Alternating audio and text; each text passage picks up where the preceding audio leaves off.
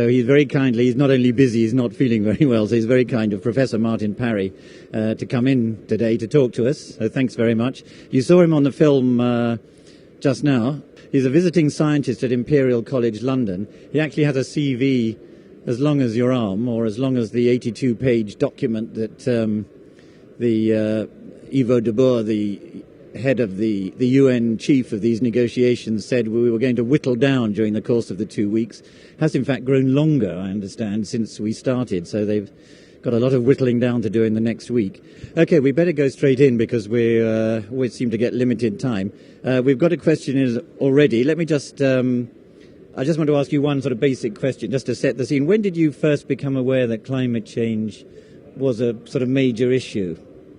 Myself? Yes. Well, unfortunately, I think I've been working on this too long. I started about 30 years ago looking at climate change in agriculture. But it was in the early 1980s, 1982, 83, I was working for the UN on a project of the impacts of climate change and variability, current variability, on agriculture. And there we took on board a number of projections from global climate models, as they're called.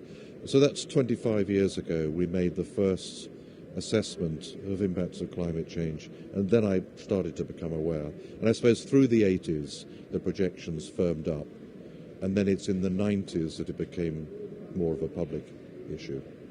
Well, we have little excuse not to know about the problem if you've been at it for 30 years. Now, we already have a question. Keep the questions coming and the comments. This is your show. That's what Second Life is about. And I'll pass them on. So here we go. What does Professor Parry think about nuclear and carbon capture? Should they be involved in the CDM? Should they be included in the CDM? Yes. Yeah, the CDM is the Clean Development Mechanism. And now I've kept sane in the last 5 years by keeping away from Conference of the Parties negotiations and CDMs and AWGs and JIs and the alphabet soup of various things. So I can't talk specifically about the Clean Development Mechanism, which is essentially COP gobbledygook for how do we create energy for the world in a way that doesn't pollute the planet. But generally speaking, it does seem to me that carbon capture and storage is an essential technology we will need as soon as possible to pull down really rapidly the use of both the use of fossil fuels and the amount of release of the residue from that into the atmosphere. The real problem is, as I understand it, it's on the laboratory shelf, but it's not on the shopping shelf in terms of ability to put it into practice. Secondly, nuclear. This raises a lot of hackles and debate.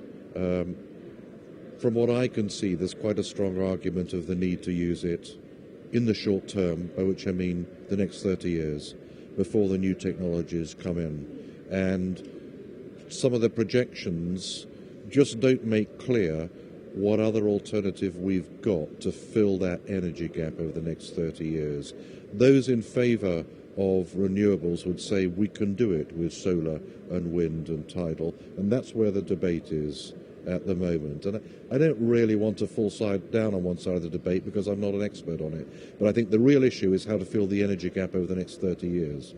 Right. In fact, Ivo de Boer himself today at a news conference, and he said to me 4 days ago in an interview the same thing, that he himself had seen no long-term scenario for cutting emissions that didn't include carbon capture and nuclear. I mean, he is not a government negotiator, he's the UN chief, but it's interesting when he comes off the table and says some of these things. So, yeah, thanks for that question. Keep them coming. We're Second Life on and OneClimate in Second Life. Do you think one of the other things, just to get you on today's negotiations, I know this is not where you're coming in particularly, you're not in a day-to-day position here having to negotiate, but de Boer did say at a press conference that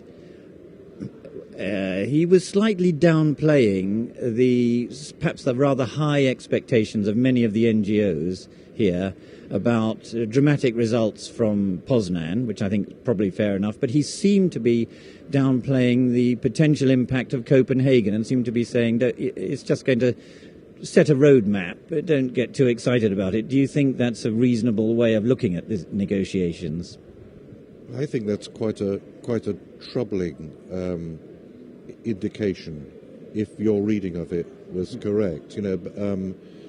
Because a lot of the debate in the corridors here is about scientific information that tends to be quite clear that, as I tried to say in that clip that was shown earlier, that the 50% cut in emissions by 2050, which is generally talked about in the convention process as leading to a target that we want to get to, and that's not exceeding 2 degrees warming, will not actually deliver that target. It will only get us with a 50% probability of getting to that target, which is sort of unwise, I would have thought. And I use the analogy of overtaking a car on a motorway with a truck coming the other direction. And if you think, well, I've got a 50-50 chance of overtaking the car, well, I'll go for it. It's not how we make our own decisions. So there is a strong demand by NGOs to crank up the emissions cut by 2050 from 50 to 80%. That's an 80%. So there is a by 2050, which is about 6% per year, year on year, and that will, they believe, securely achieve not avoiding 2 degrees. Now that may be what de Boer was getting at. He's concerned that there is a head of steam building up in the realization, which I agree, I think is science-based, that we need a heavier cut in order to meet a framework convention target. Do you see what I mean? And that's why he may be drawing down expectations. I would be concerned if he does that, because I think governments need to be kept strongly to the target and be made to realize the pathway that will deliver the target. And the science suggests an 80% cut is needed. What are the practical consequences of 1 degree temperature rise, 2 degrees, 3 degrees, etc.? Well, we're not asking for a complete lecture on this. To give you an indication, with 1 degree of warming, we expect a lot of the world's corals to become bleached. With 2 degrees, we expect most of the world corals to be bleached.